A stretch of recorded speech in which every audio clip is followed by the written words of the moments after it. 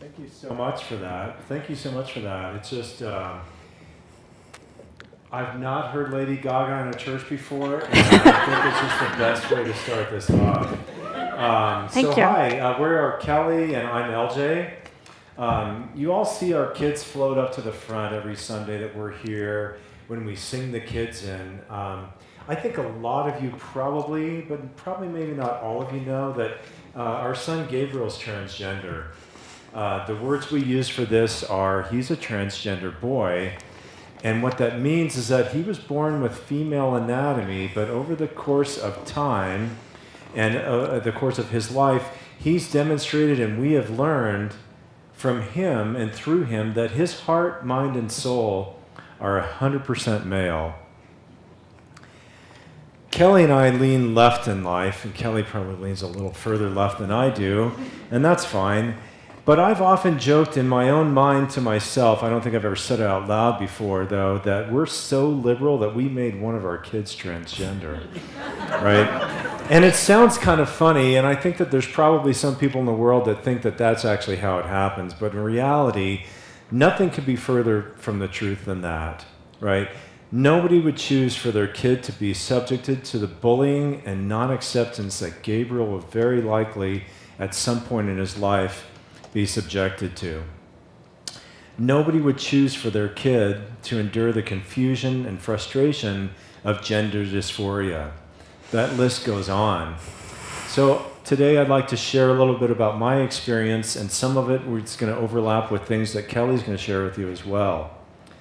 At this stage today of my life and experience, I know a lot of what it means to be transgender, what the psychological effects are to live with gender dysphoria, and what the treatment options there are from a medical standpoint. And I have a pretty good insight as to what much of Gabriel's life will be going forward resultantly. But this was not yet the case as we were being led to discover that Gabriel was not a little girl. The earliest memory I have of Gabriel expressing the desire to be a boy was when we were watching the movie Pete's Dragon. In the first half of the movie, the forest ranger's daughter was wandering around and discovered Pete up in a tree. So she started climbing up at the tree, but found herself in a perilous situation, nearly falling out of the tree, when Pete lowered himself down to rescue her. Gabriel, then Gabrielle, blurted out, "I want to be a boy so I can climb trees." I thought, well, that's a cute thing for a 2 or 3-year-old to say. So I responded, anyone can climb trees. I'm happy to teach you, but nobody has to be a boy to climb trees. And damn Disney for embodying the gender stereotypes anyways. Other scenarios of Gabriel embodying or expressing the desire to be a boy happen quite often. When he and his twin sister Audrey would play their unbounded imaginary play, he'd always be the king, Audrey would always be the queen. Gabriel was already the prince, Audrey was the princess. As a parent, when your child is first born, you're there in the hospital, you count the toes. 1, 2, 3, 4, 5 on that foot, 5 on that toe. Okay, good, right? They got 2 ears, 2 eyes. That's good. Good heartbeat. The lungs are strong. The eyes are good. They respond to our voices, so they must not be deaf. We look for signs of normalcy and we rejoice that there's nothing wrong with our kids. This is good. We as human beings, right, we strive for things to be normal. You have lots of fears that your kids might have trouble learning in school. Maybe they'll have dyslexia. Maybe they'll struggle with math or reading. It's like there's this little list in our minds. It's not little, actually, it's pretty long. There's this long list of things that might be wrong with your kid. As you gradually check those things off your list, your anxiety lessens. Okay, I think we can make this. We're going to be okay. Gabriel and Audrey both started reading at a young age. We can check that off. There don't seem to be any learning disabilities. They were social with other kids. We can check those off. Looking for signs of gender conformity is not anywhere on the list of things that we check for, right? It was never even something that entered my mind. So given this natural anxiety that there might be something wrong or not normal with my child, it created anxiety for me to think of the possibility that Gabriel might be trans. At the time when he was expressing that he wanted to be a little boy, I honestly didn't even know what that meant. It was just the second to the last letter in that LGBTQ string of letters that meant a portion of our society hates you and doesn't want you to exist. I had no idea that being trans was something that manifested at a very young age. I'd never read any articles about what it was like to be trans. I had no reason to. I didn't know, I did, but I didn't know it yet, anyone who is trans. There were people around us that we later realized, oh, I had no idea. I had respect for everyone on the LGBTQ acronym because I respect all of humanity, but I didn't know what it really means and what it entails. At some point when we were still living in Denver, the children's minister at the church we were going to, who's this wacky super liberal lady, she's lovely, but she is a wacky super liberal, and that's fine. She told us that she thought that Gabriel was trans, and my immediate reaction was that it just wasn't possible for a preschool-age kid to be trans or to identify as trans. In my mind, you can't be trans until you're an adult, right? I'm saying this because I want to share how little I knew at the time, right? I graduated from high school in 1988. In the 80s and 90s, most of our understanding is like when someone is trans, that means they go to a doctor and they get a sex change. And now we don't use those words anymore. It's gender conforming surgery. It's a big difference in those words. But that was my understanding, right? I didn't know what it meant.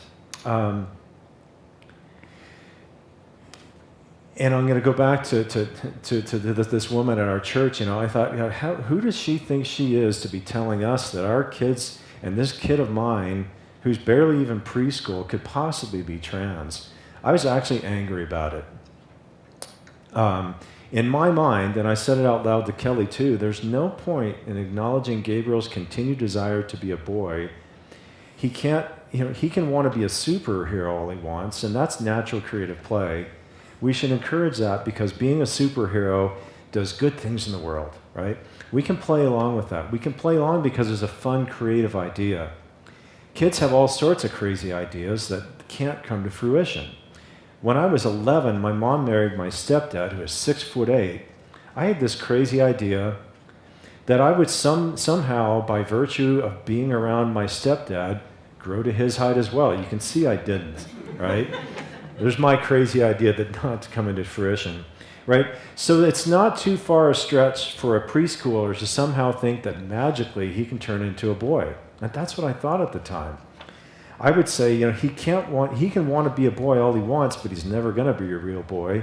He can dress like a boy, act like a boy, and we can go along with his story and fantasy, but if we continue to acknowledge that this story, it'll only make it harder for her at the time, to get back to the reality that Gabrielle, that's what we called him then, is a girl.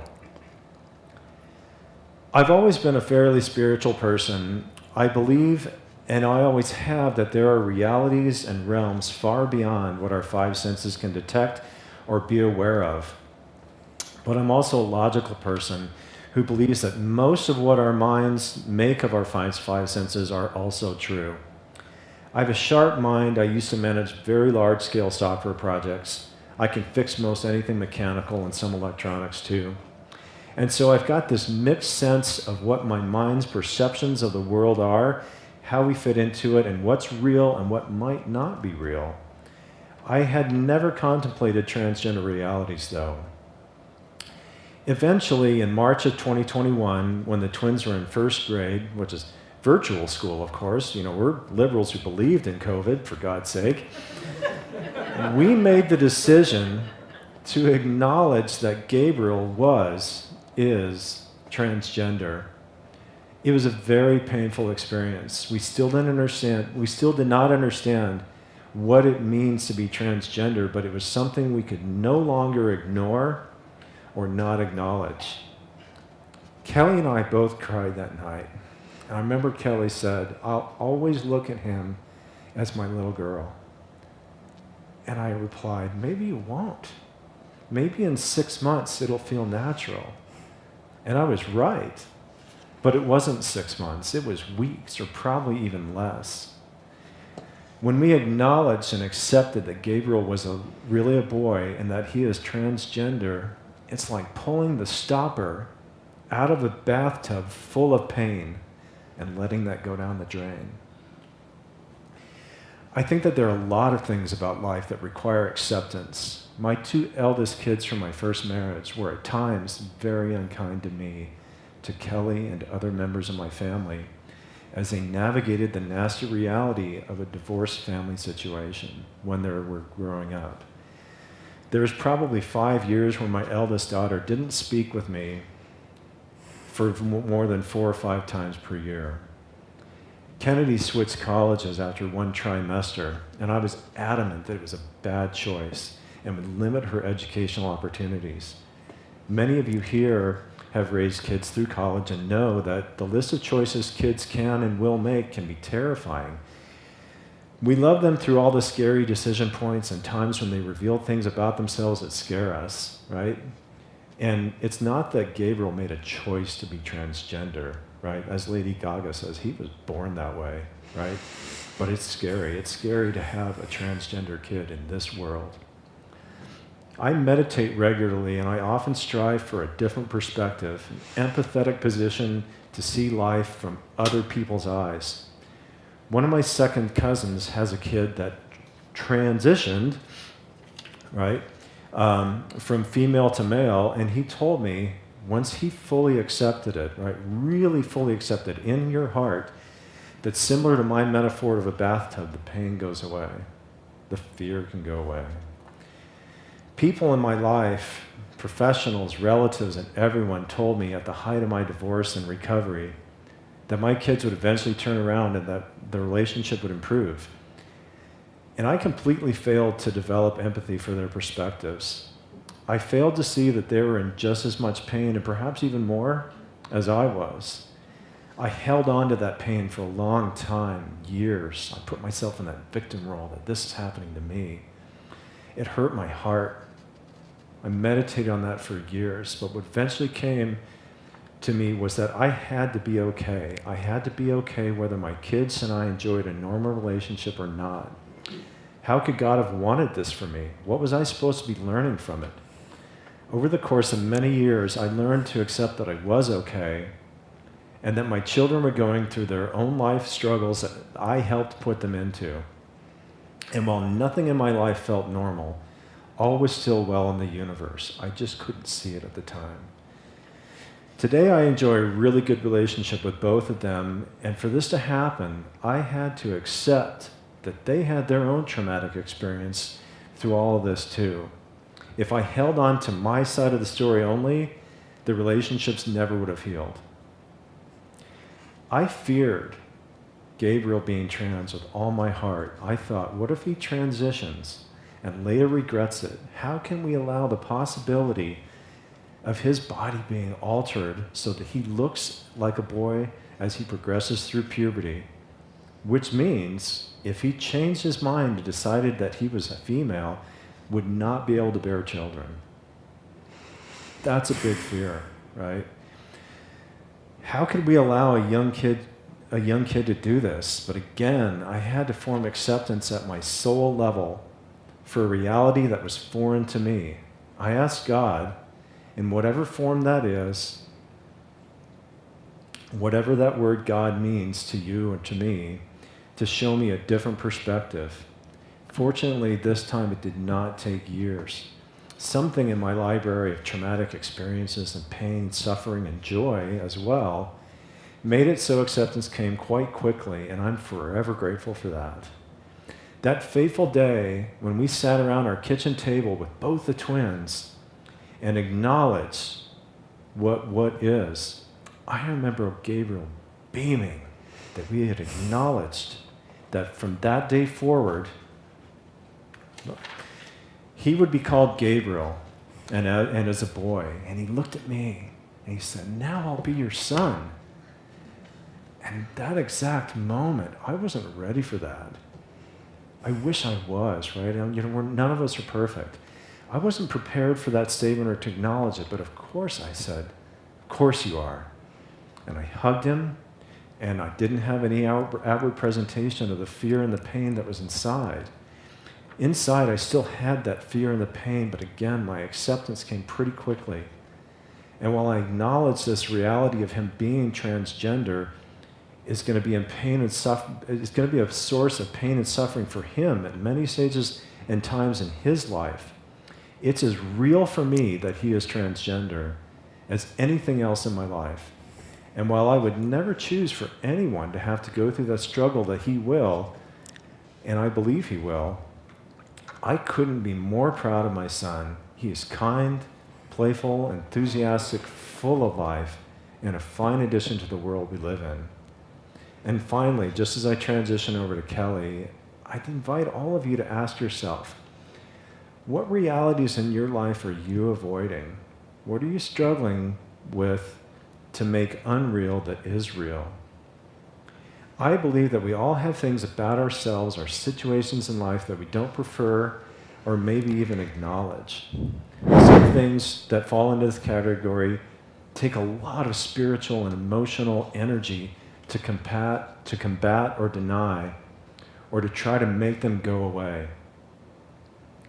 If you have a giant boulder or rock that you're trying to push up a hill, maybe it's time to acknowledge it.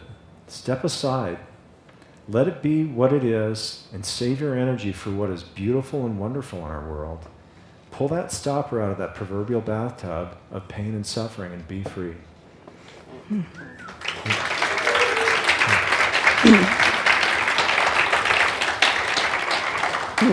You're a hard act to follow.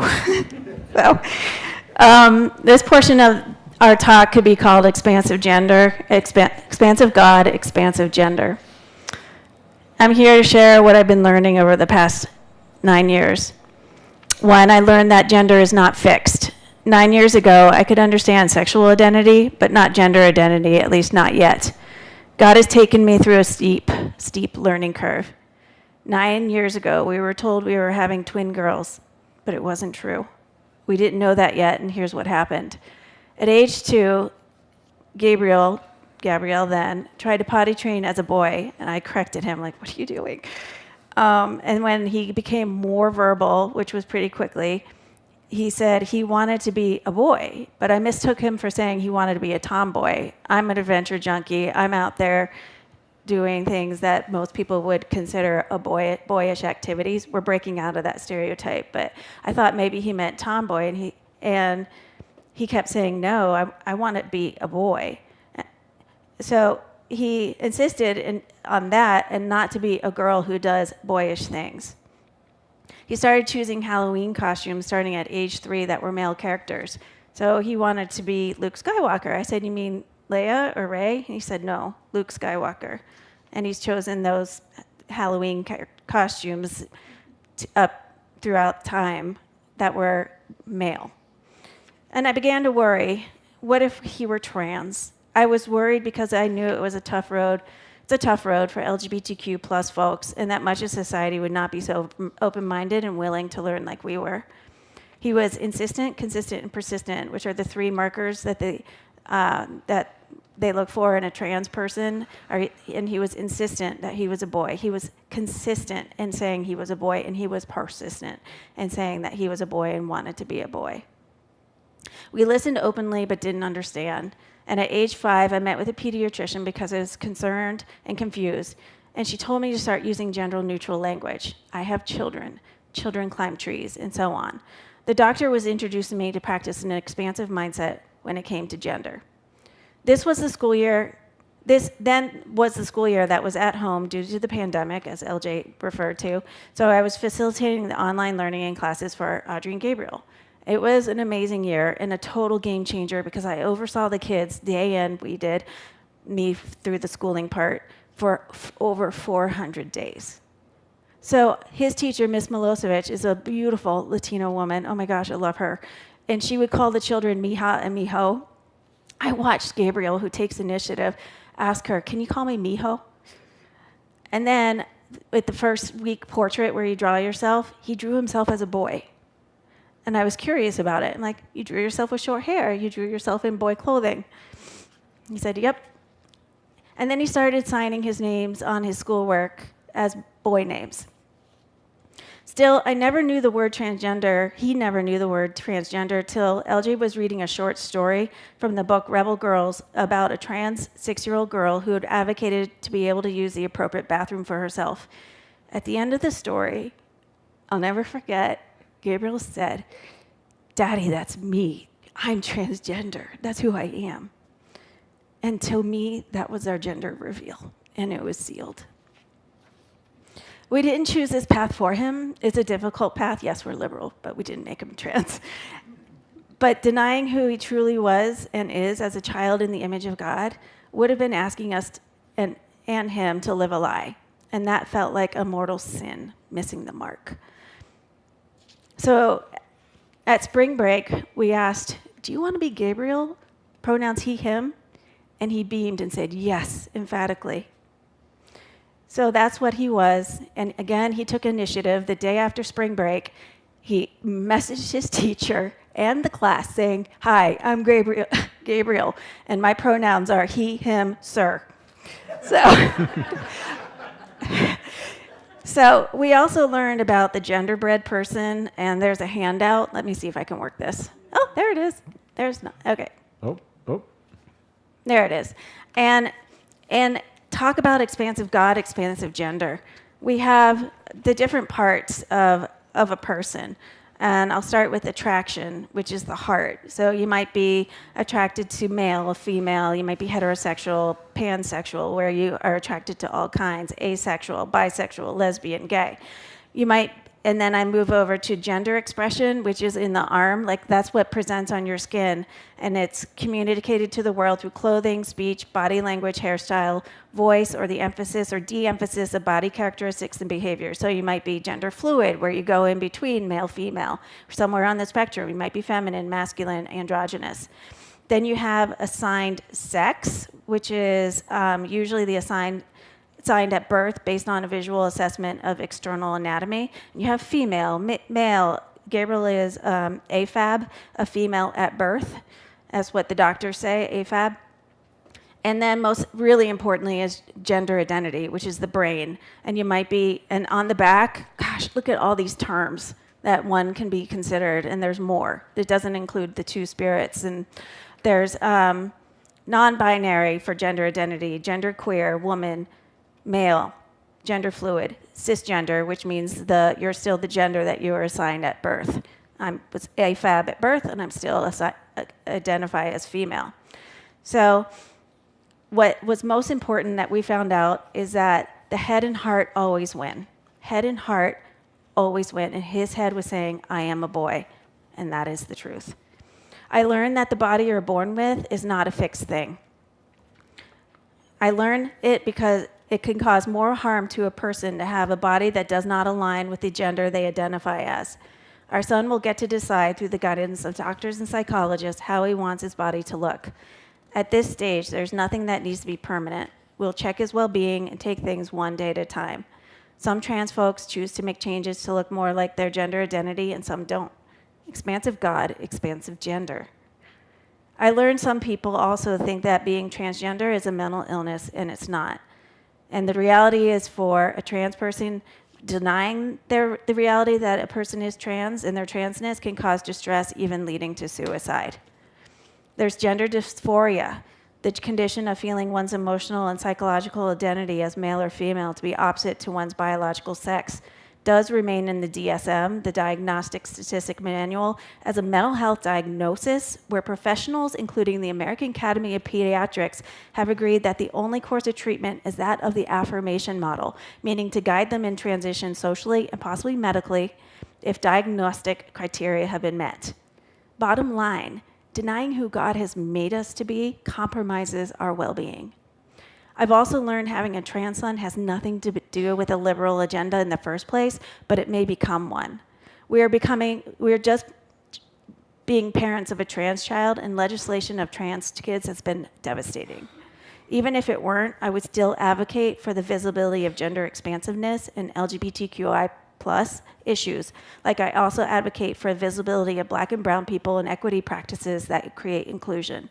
I'm a teacher, and I've had students with 2 moms, 2 dads, kids who may have crushes on classmates of the same sex, or wonder what gender is, because it's not a fixed thing. Kids need visibility in all ways that a person can hold identity so they can help make sense of their own. We can normalize values beyond heteronormative values. Again, God is expansive, so why not show the expansive realities in humanity? Finally, some people say they don't understand what it means to be transgender. Well, I didn't either, but I stayed curious and open-minded and listened and learned. We actually had to have a meeting with one of our school principals that we've been with because a teacher had asked inappropriate questions about Gabriel during a conference. In the meeting, I explained from knowing that I used to know nothing about being trans to being at but now I'm at step 6 out of 10 of understanding. We love questions asked out of curiosity, but not questions asked out of skepticism. On a personal and spiritual level, for a while I didn't know what it meant to be in relationship with God, and I prayed to whom it may concern. Yeah. So this identity crisis resulted in a deep dive of studying other cultures and their faiths. I created my own major called Values and Cultures, and my thesis question was, what is your truth and how did you decide? After graduating, I moved to Santa Fe, where I jokingly say I pursued a master's in spiritual thought by doing nothing more than living there and listening to the people to share their version of spirituality. I wanted to understand a more expansive sense of God and to grow in my understanding. Having a trans child added a whole new dimension to this. I'm expanding and evolving, and so are our young folks who are going to help us reimagine gender. And I believe that is a direct path to the expansiveness of God and having a growth mindset as our iterations of God evolve. And as a reminder to myself is the quote at the front of the bulletin from the Hebrew scripture. Did I say it right, Jim? Hebrew scripture. For you created my inmost being. You knit me wonderfully in my mother's womb. I praise you because I'm fearfully and wonderfully made. Your works are wonderful. I know that full well. And I say, may we stay curious and keep growing. I have a short video clip.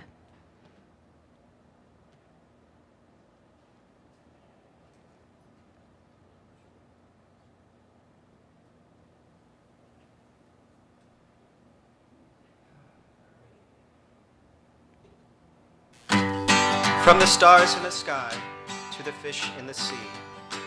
Written by Kai Cheng Tom. Illustrated by Wai-Yant Lee and Kai Yun Ching.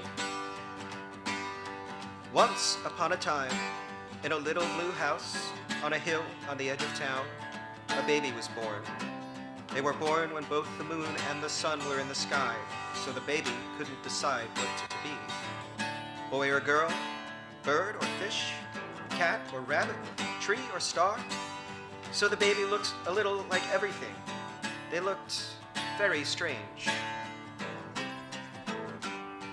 All the same, the baby's mother gave her child a bath and rocked them in her arms. Your name, she said, is Mulan, and she sang a song that her own mother had sung to her long ago.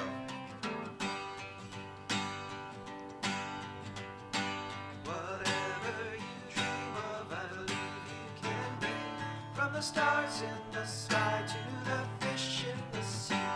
You can crawl like a crab or with feathers fly high. And I'll always be here, I'll be here standing by. And you know that I'll love you till the day that I die. And even though they still couldn't decide, the baby felt loved. Mulan grew up to be a strange, magical child who was always changing.